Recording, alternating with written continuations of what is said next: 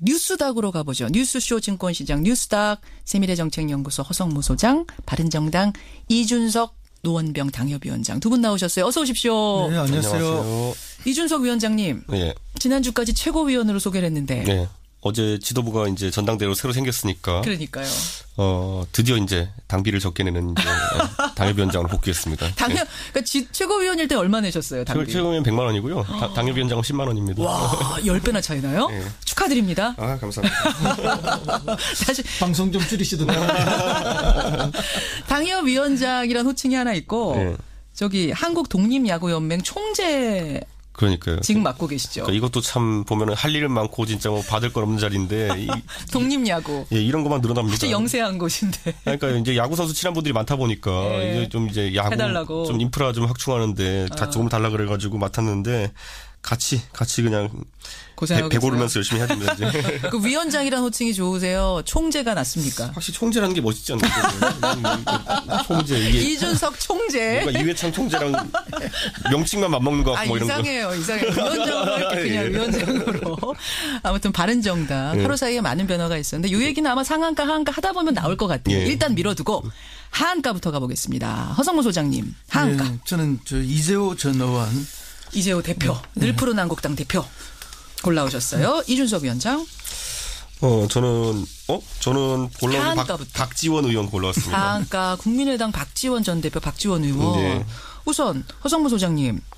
이재호 대표는 어제 저희 프로그램에 출연하셨어요. 네네. 오랜만에 출연하셨는데 바로 하한가로 이렇게 해버리시면 어떡합니까? 어제 CBS만 출연한 게 아니고 많은 방송에 인터뷰를 했습니다. 아, 그랬어요? 또 오후에? 예. 그래서 이명박 전 대통령에 대한 지금 이제 수사와 관련해서 뭐 정치 탄압, 정치 보복, 뭐 잡범도 아닌데 이러면 되느냐부터 해서 대통령으로서 정당한 직무 수행했는데 그걸 수사한다는 게 있을 수가 있느냐. 대통령이 사이버 사령부 뭐 강화하는 게 뭐가 잘못됐느냐 뭐 이런 식의 논리들을 굉장히 많이 펼쳤는데요. 맞습니다. 연세 높으신 분이 지금 이제 오랜만에 방송에 나오셔가지고 갑자기 MB의 호위무사를 자처했죠. 또 그러면서 이제 이 현 정부에 대해서는 특별한 권력, 특권적으로 지금 하고 있다 이런 비난 휘두르고 있다 하셨는데 불공정 특권을. 사실은 이제 지금 국정원장은 이미 구속됐고 재판에서도 실형이 다 떨어졌고 그 다음에 김관진 국방장관도 지금 구속되어 있는 상황 아닙니까? 예. 아마 이분도 증거가 충분해서 실형을 받지 않을까 이런 생각이 드는데요. 이 정도 되면은 그 정권에서 특임장관 하신 분 아닙니까? 예. 정말 국민 여러분 죄송합니다. 그걸로 시작했어야 된다. 네, 사과부터 해야죠. 그리고 혹시라도 절차상이나 이런 데 좀 문제가 있는 건 지적할 수 있다 하더라도 근본에 대한 사과가 먼저 있어야 되죠. 사과가 먼저 있었어야 그리고 이명박 된다. 대통령도 마찬가지 아닙니까? 이 두 분 또 이동관 또 대변인도 지금 호위무사를 하고 있는데 근본적으로 국민에 대한 사과와 반성을 하고 난 다음에 어떤 또 부적절한 게 있다면 거기에 대한 지적이 있을 수 있는데 너무나 당당하게 우리는 잘못한 게 없다. 우리를 건드리는 것은 정치 보복일 뿐이다. 이런 논리로 가면은 이게 이제 한번 해보자 이렇게 되는 거죠. 우리도 깔 거 있다 지금 이런 분위기들 아닙니까? 맞습니다. 그렇게 탈탈 털고 아직도 깔게 돼 있을는지 대통령의 대북 회담 내용까지 지금 대화로까지 다 틀어가 공개한 상황인데 뭘 더 얼마나 까실는지는 모르겠는데 이런 태도는 적반하장이다. 진짜 염치가 없다. 그런 이야기 하지 않습니까? 염치라는 게 삼가하고 부끄러워한다는 이야기인데 사람이 염치가 없으면은 검수와 같다고 어느 유명한 분이 이야기하지 않았습니까? 그래요. 저는 그 점을 오늘 지적하고 싶은 겁니다. 어제 홍준표 대표는 이런 얘기도 했습니다. 의총 자리에서 의원총회 자리에서 우리 모두가 한 마음이 돼서 망나니 춤에 대응해야 된다. 이제 망나니 춤이란 단어랑 잡범이란 단어 두 개가 히트였어요. 이건 어떻게 들으셨어요? 이준석 망나니 춤에 대응을 하자는 건지 자기도 같이 춤을 추겠다는 건지 모르겠는데 그게 사실 저는 그 지점에 있어서 바른정당도 고민이 컸습니다. 왜냐하면 이명박 대통령에 대한 수사를 큰 틀에서 보면 왜냐하면 보수에 대한 공격이라 볼 수도 있겠지만은 다만 바른정당이 내세우고 있는 것이 보수 적폐 청산도가 포함이 되기 때문에 보수의 세대 교체 또는 아예 보수 쪽 핵심 세력 교체라는 걸 저희가 모토로 걸고 있기도 하기 때문에 이 부분에서 저희가 옹호할 지점은 없습니다. 제가 봤을 때 이런 잘못된 일들에 대해서 그래가지고 어제도 하태경 의원님이랑 얘기하고 또 이렇게 지도부들 얘기하면서 이 부분에 있어서 바른정당은 이제 새롭게 이제 차별화해서 가겠다. 자유한국당과? 예, 차별화하게 가겠다. 지금까지는 소위 말하는 원내대표 맡고 계셨던 주호영 의원 같은 경우에는 사실 자유한국당과 별 다를 게 없는 메시지들을 많이 내셨거든요. 정치보복 쪽에 방점 많이 찍었었죠. 그렇기 때문에 이제는 좀 차별화를 해야겠다라는 생각을 많이 하고 있고. 그래요. 그래서 그 지점을 고민하고 있는 것 같습니다. 왜냐하면 어느 큰 틀에서 보면 지금 좀 과도한 부분도 있지만은 이 확인된 부분, 특히 정치 개입에 대한 부분, 국정원의 정치 개입이나 아니면 댓글 공작 같은 경우에는 이거는 어떻게 보면 바른정당에 있는 사람들 같은 경우에는 수혜자기보다 피해자인 경우도 많았거든요. 보수정권 하에서도 보면은. 이 댓글 공작한 것들 내용들 보면 그 안에서 보수 정치인 중에서도 약간 핀트 다른 사람이 있으면 공격하기도 했고 저 같은 경우도 예를 들어 지금 기억해 보면은 이미 드러난 어떤 그런 공작하신 분들에게 공격 되게 많이 받았거든요. 공개적으로. 그래요. 그러니까 이준석 위원장도. 그러니까 지금 드러나는 사람들 중에 보면은 뭐 방송에 나와가지고 토론하던 분들 중에 알고 봤더니 국정원 알파팀이었다 뭐 이런 분들 저 엄청 깠었거든요. 보면 예전에 한번 틀어지니까 까는 게 뭡니까 까는. 저 엄청 공격했어요. 그 공격했다. 네. 그러니까 이런 것들이 기억이 남아있기 때문에 이건 청산해야 될 지점이다라는 걸 다 공감하고 있는 거예요. 어느 맞습니다. 정도는. 네. 망나니 춤에 동의하기 어렵다 이 말씀이세요. 머성무 소장은 마찬가지시죠. 그렇죠. 예, 뭐 이제 당하는 입장이다 이렇게 되니까 이제 뭐 어떻게 해서 극단적인 방어를 해야만 방어가 되니까 그래야 또 지지세를 모을 수 있거든요. 결집을 노리는 표현이다 이렇게 봅니다. 그래요. 이재호 대표가 어제 제가 질문 하나 더 드렸던 게 뭐냐면 늘푸른 한국당하고 자유한국당이 합당합니까? 라고 했을 때 박근혜 전 대통령이 출당됐으니까 문제의 뿌리는 제거된 거다. 그래서 이제 합당 작업에 들어간다 이 얘기를 했습니다. 정작 이재호 대표의 늘푸른 한국당 같은 경우는요. 예전에 바른정당에도 비슷한 제안을 한 적이 있습니다. 그렇기 때문에 그래요. 이 늘푸른 한국당 입장에서는 연대를 꼭 하고 싶어 했던 것 같은데 이번에 사실 저는 이명박 대통령이 이제 이재호 대표나 아니면 뭐 다른 친이계 의원들에게 이런 연대를 주문했다는 것에 대해서는 잘 믿기지가 않는 것이 이재호 대표가 늘푸른 한국당 창당하실 때 사실 이명박 대통령이 많이 도와줄 줄 알았는데 안 도와줘가지고 좀 서운했다라는 전언이 있거든요. 그렇기 때문에 저는 이명박 대통령께서 이런 정계 어쨌든 보수통합이라는 걸 주도하셨을까 하는 건 약간 의구심이 듭니다. 저는. 그래요. 예. 하여튼 지금 이제 한국당 얘기가 나온 김에 그 얘기 잠깐 할게요. 어제 의원총회 열리고 거기에 바른정당에 탈당한 의원들 탈당했다 해서 이제 복당하는 의원들이 인사하러 왔잖아요. 근데 친박 의원들 중 일부는 아예 그분들하고 악수도 안 하더라고요. 그렇죠. 이제 분위기 어떻게 보세요? 겉으로는 어제 뭐 봉합된 것처럼 그렇게 많이 나왔죠. 예. 근데 실제는 뭐 악수도 안 하고 눈도 안 마주쳤다는 이야기도 있고. 그리고 이제 그럴 수밖에 없는 거죠. 사실은 이게 이제 지난번 촛불에서 탄핵 의결로 가는 사이에 극단적인 갈등들이 있지 않았습니까? 그렇죠. 그게 전혀 해소된 상황이 아니거든요. 그러니까 해소되지 않았는데 지방선거라든지 다음에 총선까지 바라보면서 지금 다시 합치는 거니까 그렇죠. 그 앙금을 아무리 말로 털은다고 해서 털어지는 분위기가 아닙니다. 아니다. 바른정당 이준석 위원장. 저는 그러니까 사실 지금 그 친홍계와 그리고 이제 김무성계가 연대를 하면은 뭐 친박계에 대응할 수 있다라고 이제 이야기를 사람들이 하는데 이게 사실 유기적으로 결합되기 어려운 것이 그럼 친홍계에 드러나지 않는 좌장을 하는 분이 누구냐라고 하면은 친박에서 갈아타신 이제 인천의 모 의원님이거든요. 친박에서 갈아타 인천의 모 의원 그냥 이름을 얘기하겠다. 윤상현 의원이거든요. 그러니까 그러네요. 네, 그런데 사실 그분 같은 경우에는 윤상현 의원님이 예전에 잘 생각해 보면은 그 도장론 사태 있었을 때 그때 전화기다 대고 녹취록 사건 있지 않았습니까? 도장 들고 튀어라. 그러니까 그 김무성 대표를 지칭하면서 이렇게 센 말도 하고 이렇게 했는데 그러다 보니까 유기적으로 결합되기 어려운 부분이 있어요. 그래가지고 저는 아마 생각하는 것보다 연대 효과가 크지 않을 것이고 크지 않을 거다. 결국 홍준표 대표가 김무성계와도 약간은 척을 지지 않겠느냐라는 생각을 하게 되거든요. 뭉치는 것이 아니라. 그래가지고 홍 대표가 숫자 불리기엔 성공했지만 오히려 더 외로워질 수 있다라는 생각이 좀 하긴 합니다. 바른정당은 어떻게 되는 거예요? 이제 어제부로 신임 유승민 대표와 뭐 최고위원 뽑혔습니다. 다시 뭐 정비를 하고 가는 거. 왜냐하면 제가 이거 왜 질문 드리냐면 지난주에 그러셨잖아요. 11명 중에도 추가 탈당하고 싶어하는 사람이 있다. 그렇죠. 근데 그 뒤에 홍준표 대표가 더 이상은 안 받겠다. 문을 닫아버렸어요. 어제 그래서 이제 유승민 대표가 취임 일성으로 그 보수 대통합 그러니까 지금과 같은 자유한국당과의 뭐 개선되지 않은 자유한국당의 통합이 아니라 보수 중도 노선 대통합을 하기 위해서 노력하겠다라는 말을 했는데 거기에 대해서 자유한국당의 이제 장제원 의원이 또 수석 대변인 되셨더라고요. 그리고 거기다 대해서 뭐 무슨 소리 하는지 모르겠다 이런 식으로 약간 좀 경우에 맞지 않는 이런 비판을 하셔가지고. 그런데 뭐 어제 장제원 의원의 그 뉘앙스는 흔히 우리가 하는 이야기 됐거든요. 됐거든요. 그런 수준의 이야기를 했죠. 그런데 이제 그 이야기는 저는 노림수가 이제 유승민 의원 고립하라고 봅니다. 그리고 실제로 이제 일부 의원들은 아직도 동요하고 있는 거에 있고. 추가 탈당의 여지가 아직도 있다고 보세요. 네, 그 사람들이 탈당해서 간다면 뭐 자유한국당에서 활짝 열고 받을 겁니다. 받을 겁니까? 그런데 이제 말로는 문을 닫았다라고 하는 것은 그런 노림수들이 있는 거죠. 그 사람들에게 더 불안감을 하고. 올려 빨리 와. 네, 동시에 이제 친박계한테는 약간의 화해 제스처를 보내고 이 다목적 포석용입니다. 그렇게 사실은. 분석을 하시는군요. 근데 본인이 탈당하면서 그런 얘기 하는 거 보면 참 격세지감입니다.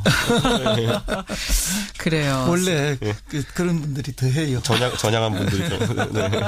자, 하한가 이재호 대표를 뽑아오신 허성무 소장 이야기 먼저 들었고 이준석 위원장은 국민의당 박지원 의원이 왜 하한가입니까? 저는 박지원 의원이 뭐 요즘 바른정당 뭐 그게 불쌍해져가지고 까는 사람도 없는데 맨날 까는 사람이 공격하는 사람이 깐다는 표현. 오늘 왜 이렇게 그 표현을 많이 쓰세요? 매일 이렇게 공격하는 분이 누군가 보면 최고 공격수가 박지원 의원이세요. 그렇더라고요. 네, 그래가지고 무슨 억하심정이 있나 박지원 의원님이. 왜 그렇다고 보세요?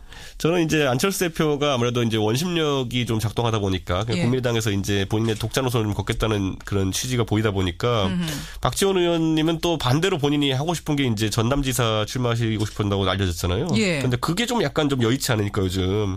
왜냐하면 그렇게 하려면 민주당이랑 연대를 하든지 아니면 민주당이 어쨌든 도움이 합당이라든지 이런 것도 있어야지 최소한의 가능성이 생기는 건데 그게 좀 어려워지다 보니까 그럼 국민의당 내부에서 독자 생존을 다시 해야 되는데 그렇게 보기엔 안철수 대표가 이미 너무 이제 본인의 독자 노선을 걷는 것에 경도돼 있다고 생각하니까 그걸 좀 막기 위해서라도 바른정당. 그러니까 왜냐하면 안철수 대표의 그런 행동의 동력 중에 하나는 바른정당과 연대거든요.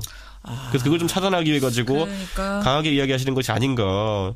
저는 정작 지난번에 제가 이 뉴스닥에서도 예전에 국민의당에 어려운 일 있을 때 세게 안 때렸거든요. 제가 일부러 그런 건 아니지만은. 알겠습니다. 정당 간의 입장을 서로 이해하는 입장 속에서 가는 건데. 박지원 의원의 지금 신세가 그러니까 하한가 신세가 됐다. 이도저도 아니고 허성무 소장이. 방송 듣고 계시면 좀 너무 하신 것 같아요. 박지원 의원님. 허성무 소장이 어떻게 보세요? 박지원 전 원내대표죠. 박지원 대표님이 정치 구단이잖아요. 스스로 좋은 길들을 잘 만들어가고 정보도 많아서 늘 이슈의 중심에 계신데 그게 언제나 그럴 수는 없다는 게 지금 이제 드러나는 거 아니겠습니까? 그렇게 보세요? 네. 전남지사를 나가겠다고 말하는 순간 이분은 지금 뭘 선택하려고 하는가. 제가 볼 때는 당대당 통합이라는 게 있을 수가 없어요. 그러니까 개별 입당이죠. 탈당 후 입당. 그거 외에는 전남지사 나가서 당선될 길이 없지 않습니까? 나갈 수야 있지만 당선까지 정말 바라보고 있다면 결국 민주당의 입당을 속으로 바라고 있는 거 아닌가라는. 개별 입당밖에 없습니다. 정치인들은 다 그 생각을 했을 거다. 그렇죠. 호남의 중진들이 단체로 탈당해서 뭐 이렇게 단체 입당은 지금 사실상 쉽지 않은 상황 아닙니까? 물론 이제 민주당 일부에서도 100% 러브콜을 보내고 싶은 그런 사람들이 있을 거예요. 그리고 실제 그런 흐름도 조금 있죠. 그럼 왠가 하면 그분들은 굉장히 이제 현실 정치를 하고 있는 분들이니까 의회에서 다수파라는 게 중요한 걸 잘 알죠. 그러니까 이제 과거에 뭐 어떤 불협화음이 있었고 고통이 있었지만 또 그것을 안고 가야 되는 이런 게 있는데 실제 또 당 지지자들 중에는 그걸 반대가 또 절대 받아들일 수 없는 상처 가진 분들도 많죠. 그래서 이상과 현실 사이에 언제나 괴리는 있는데 그럼 박지원 원내대표가 과연 민주당의 개별 입당이 가능한 상황이냐 지금 쉽지는 않아요. 그렇기 때문에 명분이 필요하죠. 그 명분을 찾기 위해서는 여러 가지 공격 포인트를 찾아서 지금 하고 있는 것이다 이렇게 보입니다. 하고 계시는 그리고 거군요. 제가 이제 탈당파 사태를 몇 번 겪어보니까요. 그렇게 하시는 분들이 보통 명분을 만들기 위해서 또는 공을 세우기 위해서 넘어가는 쪽에 많이 하는 게 뭐냐면 자기 내무반에 수류탄 하나씩 까놓고 갑니다. 이거는 박지원 의원이 지금 듣고 계세요. 뉴스쇼 항상 들으시거든요. 어떻게 생각하실지 모르겠는데. 저는 이렇게 표현한 게 뭐 셀 수도 있겠지만은 안철수 대표랑 크게 한번 싸우실 겁니다. 제 생각에는. 그렇게 분석. 이거는 이준석 위원장의 개인 생각이긴 하지만 그렇게 전망을 하신다. 제가 요즘 이제 탈당파는 너무 많이 봐가지고 제가 예측을 사실 해보겠습니다. 그동안은 그 안철수 대표가 빌미를 많이 준 것도 사실이에요. 오로지 문재인 대통령만 까면은 뭐 자기 존재감이 드러나고 지지율이 올라갈 줄 알았는데 계속 그것 때문에 오히려 지지 세력들로부터도 엄청난 역풍이 있었지 않습니까? 그렇죠. 그래서 이제 어제야 비로소 이제 한번 번지수를 제대로 찾았죠. 그러니까 이제 제대로 이명박 전 대통령을 공격했죠. 그러면서 이제 자기도 스스로 증거한 게 나 MB 아파트 아니에요 하는 거 했는데. 그렇죠. 예. 그러니까 이게 이제 그렇게 되면은 사실은 이제 박지원 원내대표도 공개가 할 포인트가 줄어들죠. 알겠습니다. 이거 하한가만 하다 끝날 것 같은데요. 상한가 누구 골라오셨어요? 예, 저는 이제 문재인 대통령을 상한가로 꼽았는데요.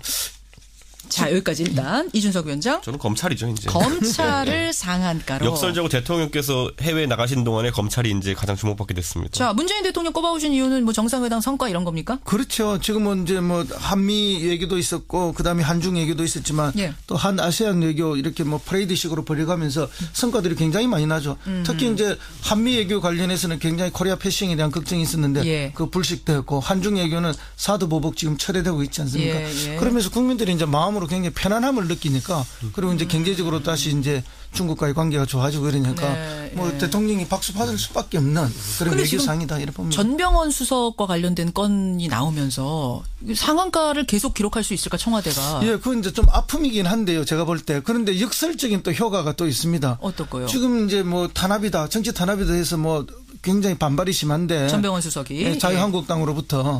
그런데 전병헌 수석도 검찰로부터 지금 뭐 제대로 지금 조사를 받는 과정 아닙니까? 그러니까 검찰은 여야 가리지 않고 살아있는 권력까지도 치고 있으니까 야당의 주장이 이제 무색해지는 거죠. 무슨 정치 보복이냐. 지금 우리 청와대 정무수석까지도 조사를 시키는 상황인데. 심지어 청와대 일부는 정무수석이 나가서 받는 게 맞지 않나요? 조사를. 이런 얘기까지 나올 정도인데. 이런 얘기까지 나오고 있는 상황에서. 우리가 무슨 야당만 지금 그런다고 하느냐. 이런 얘기가 가능해진다. 근데 이제 일각에서는 이제 호사가들이 하는 말은 뭐냐면은 검찰이 이번에 이렇게 좀 진행한 이유가 공수처에 대한 여론 자체를 좀 약화시키는 거 아니냐라는 얘기도 있어요. 원래 이런 사건은 이제 공수처에서 좀 어느 정도 손을 대야 되는 것인데 검찰도 할 수 있다라는 걸 좀 보여주기 위해 가지고 수사를 하는 것이 아니냐라는 얘기를 이제 하는데 뭐 그건 너무 호사가들의 얘기겠지만은 어쨌든 이번에 검찰 입장에서는 꼭 그쪽만 손해 준 게 아닙니다. 의회 쪽으로도 보면 오늘 이제 단독 보도를 뭐 언론에서 했는데 5명의 국회의원들이 국정원 특활비를 수백만 원씩 상납받았다. 자, 이거 아직 모르시는 분 계실 거예요. 오늘 머니투데이 단독 기사로 나왔습니다. 여당 2명, 야당 3명인가요? 5명 정도의 정치인도 국정원으로부터 특수활동비를 받았다. 상납받아왔다. 10차례에 걸쳐서 수백만 원씩 받아왔다는 의혹을 잡고 그러니까요. 지금 이제 수사에 들어갔다. 뭐 이런 그렇죠. 얘기죠. 그래서 지난번에 저희들이 방송할 때 그 이야기를 한번 드렸지 않았습니까? 청와대로 간 40억의 특활비. 그게 다가 아닐 거다. 다가 아니다. 또 정치권으로도 흘러갔을 것이다. 또 국정원이 관리하는 정치인들이 있었을 그렇습니다. 거다. 그렇기 때문에 이제 그것까지 터지게 되면은 이게 어마어마한 이제 게이트로 번지게 될 것이다 이야기를 했는데 실제 이걸 보면은 사실은 이제 이 정치권에서 반발하고 싸우고 이러고 있지만은 사실은 보면 이게 손오공 부처님 손바닥 안에서 뛰는 것 같은 그런 느낌이죠. 그런 의미에서 상한가 주신 거예요. 검찰이 지금 쥐고 있는 패가 많다. 저는 검찰이 앞으로 여야 정부 어느 곳 할 거 없이 상당한 영향력을 행사할 수밖에 없는 상황이다. 이렇게 볼 수밖에 없는 게 어차피 선거라는 건 어차피 국회의원 총선이라는 거는 2년 반이 넘게 남았어요. 그러다 보면 이걸 통해 가지고 뭐 정치권이 변동하는 거는 한참 뒤의 일이지만은 지금 당장 혐의가 상당합니다. 사람들 보면은 특활비 받은 분도 있고 최근에 이제 이우현 의원 같은 경우에는 뭐 이제 억대 자금을 수수한 정황도 또 있고. 인테리어 업자로부터 받았다. 그러니까 이런 것들 그분이 물론 어제 해명은 했습니다. 나 빌렸다가 갚았다라고 그렇죠. 했습니다. 그런데 뭐 그 이제 원래 강서구에 있는 그 업자라 그래가지고 처음에는 뭐 김성태 의원이라는 뭐 이런 얘기를 했었는데 아닌 거로 이제 밝혀졌고. 그러니까 이 계속 그러니까 이런 것들이 하나씩 흘러나오면서 의원들은 불안한 겁니다. 지금 아까 그 특활비 같은 경우도 수백만 원씩 몇 번 받은 사람들의 명단이 지금 나온 거지. 그렇죠. 한 번이라도 받은 사람 명단? 그러면 그것보다 몇 배로 불어날 수 있는 명단이거든요. 그러니까 저는 왜냐하면 지난번에 고대영 사장 200만 원 건 이런 것도 이제 나올 때 보면은 그 정도가 나올 정도면 국회의원에 대해서도 수많은 건이 나올 수 있다는 게 정치권의 인식이기 때문에 저는 앞으로 검찰이 어떻게 수위 조절을 하느냐, 저는 수위 조절을 하면 안 된다 봅니다. 물론이죠. 한 번에 다 이제 국민들한테 명백하게 밝혀내야 무슨 수위 되는데. 조절입니까? 큰일 납니다. 그런데 검찰이 혹시라도 조직 논리라든지 이런 것 때문에 이걸 뭐 조절을 한다든지 여기까지만 발표하고 여기서부터는 발표 안 하고 그럼 나중에 오히려 검찰의 의지라는 거 오해받을 수 있기 때문에 속 시원하게 까고 진짜 검찰 발로만 한번 정계 개편 해보려면 속 시원하게 하십시오. 저는 그런 생각입니다. 오히려. 그런데 이제 뭐 그런 바람을 국민들도 많이 가지고 있겠지만은 이게 너무 관련자가 많으면은 기준을 정하거든요. 그래서 액수 얼마로 현실적으로. 기준을 정할 거예요. 자, 이건 지켜봐야겠습니다. 특활비가 정치권으로 흘러갔다는 정황을 잡고 지금 검찰이 수사하고 있다는 보도. 이건 또 어디로 흘러갈 것인가. 뉴스쇼 증권시장 뉴스닥. 상한가에는 검찰과 문재인 대통령, 하한가에는 이재호, 박지원 의원을 올리면서 두 분과 인사 나누죠. 이준석 총재. 고생 많으셨고요. 허성무 소장님 고맙습니다. 예, 감사합니다. 감사합니다.